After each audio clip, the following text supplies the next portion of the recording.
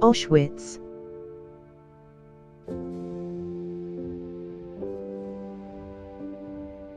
The complex that the Germans built at Auschwitz was unique.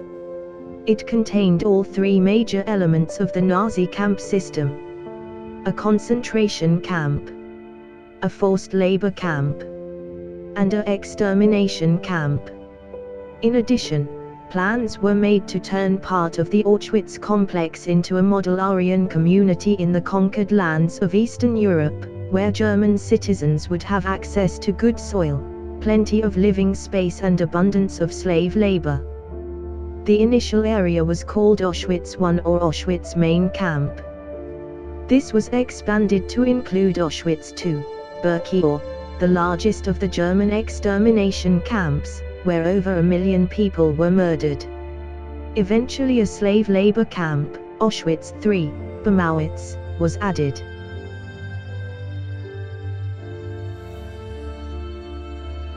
Barracks.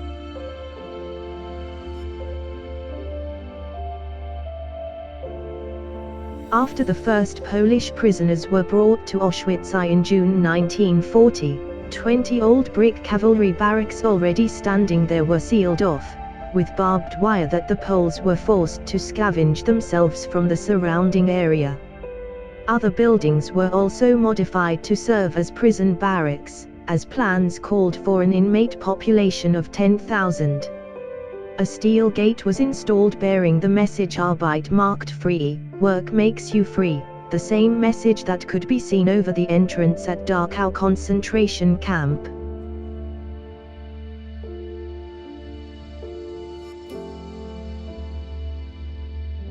Block 11.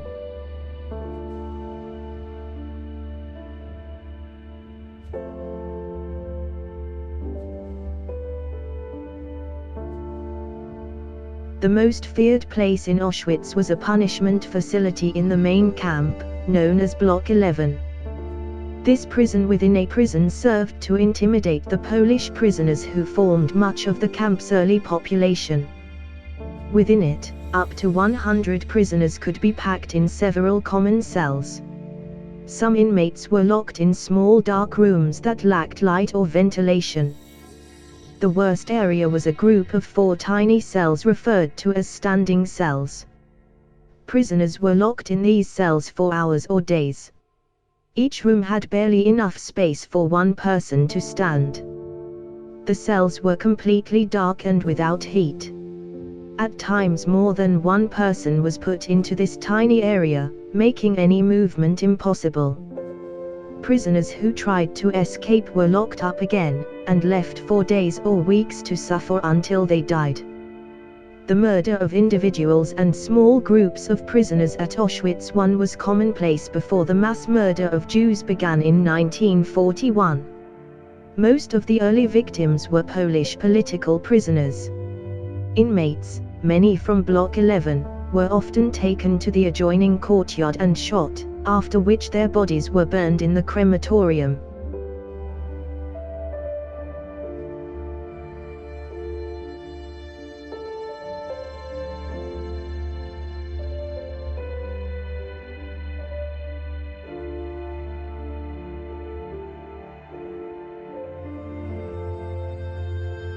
Crematorium.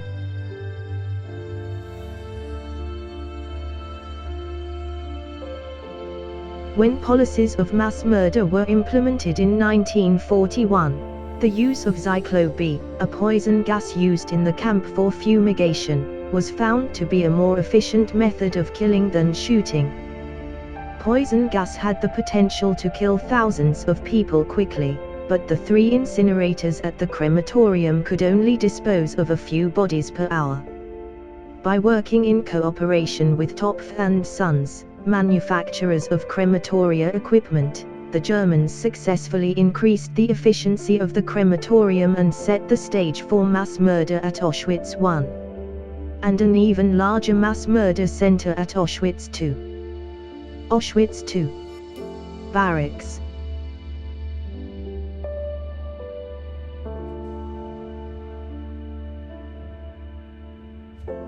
The Germans planned for the camp at Auschwitz II, Birkenau, to hold over 100,000 inmates. Plans for the largest section of the camp called for 253 prefabricated wooden huts. These were based on a design for horse stables, but were adapted so they could hold 400 prisoners. A smaller section contained 30 barracks, each housing 744 prisoners. Living conditions in the barracks at this camp were far worse than those at Auschwitz I. As deportations to Auschwitz increased, more prisoners were simply crammed into the existing space. 20 or more prisoners often shared each treated bunk. At the time of greatest overcrowding, one latrine hut served the needs of 7,000 inmates. Usuratory living conditions and starvation diets led to disease. Diarrhea and dysentery were constant problems. With little water to clean themselves, inmates were forced to live in constant filth. Auschwitz II. Canada.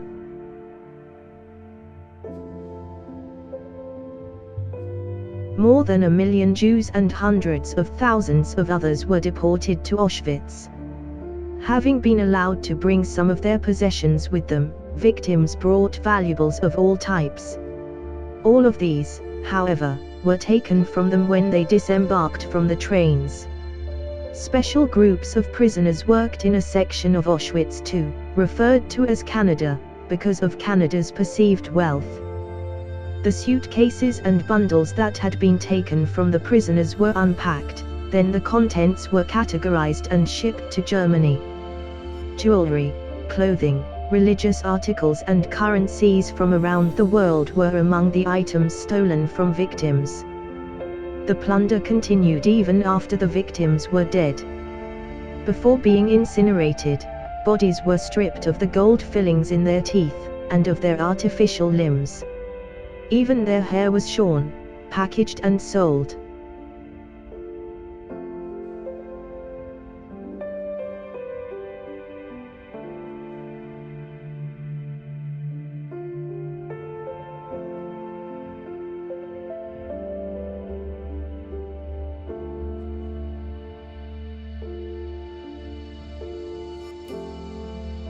Auschwitz II. Crematoria.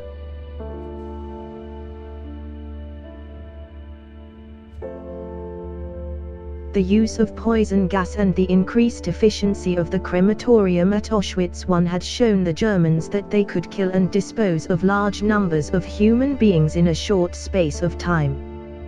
But further research and development was needed to meet the demands of the final solution, the plan to annihilate European Jewry. By June 1943, 4 new gas chambers and crematoria were fully operational at Auschwitz II, Birkenau. Jews, gypsies and other victims were killed in huge gas chambers, and their bodies were burned in purpose-built crematoria. Now the Nazis were able to gas and incinerate thousands of people each day. At the height of the genocide at Auschwitz in mid-1944, that number sometimes rose to 10,000 a day.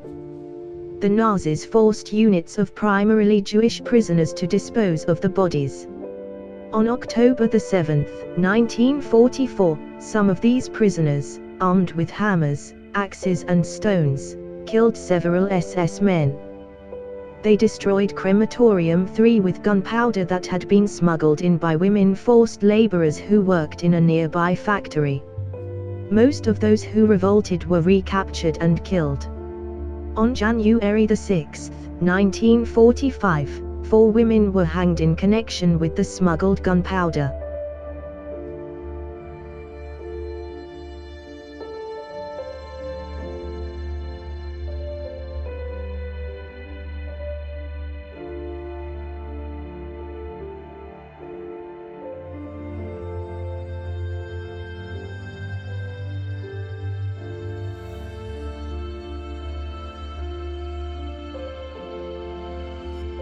Auschwitz III. Slave labor system.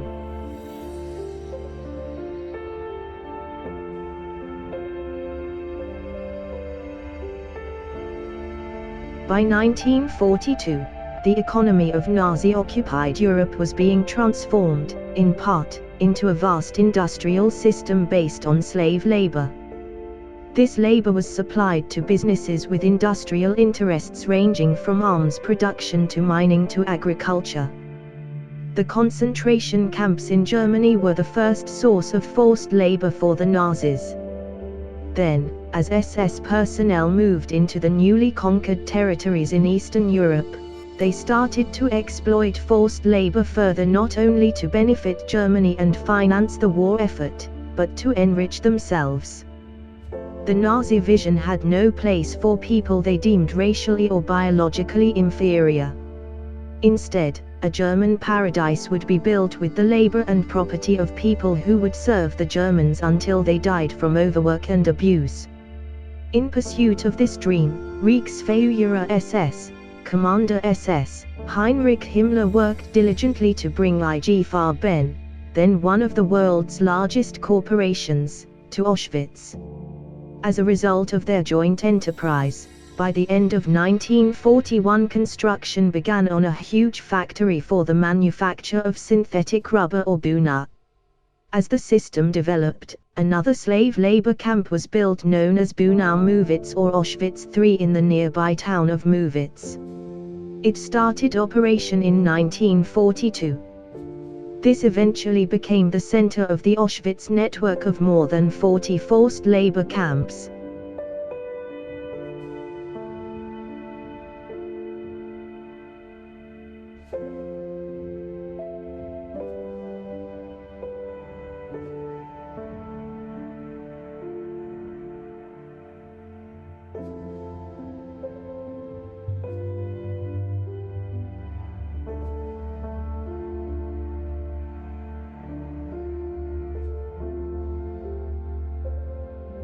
Auschwitz III.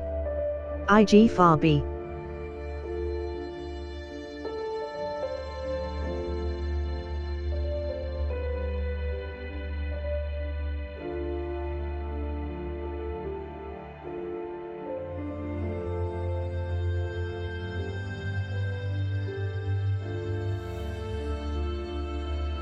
In the early 1940s, IG Farbe was one of the world's largest corporations.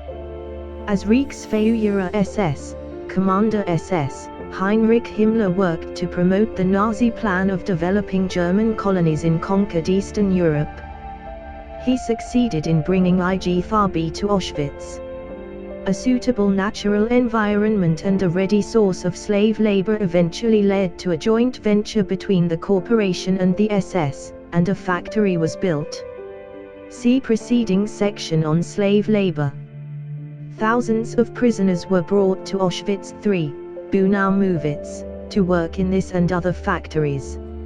Living conditions for the slave laborers, though preferable to those at Auschwitz II, Birkenau, were terrible. Slave laborers had often survived the notorious platform selections where those deemed unfit for work faced immediate death in the gas chambers of Birkenau. But they had not escaped the Nazis' genocidal intent. The system worked as intended. Tens of thousands of slave laborers died at Auschwitz in the course of enriching Germany and helping the war effort.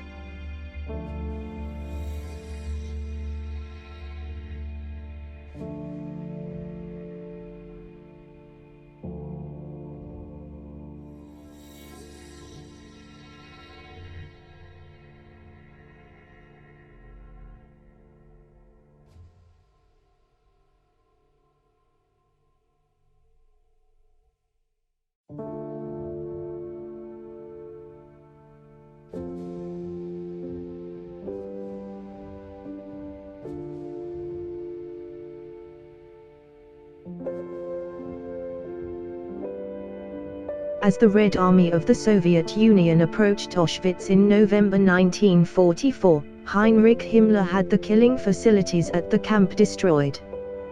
The area was finally liberated by Soviet troops on January 27, 1945. By this time, more than 1 million people had been systematically exterminated in the camps of Auschwitz. It remains to this day the site of the largest mass murder in history.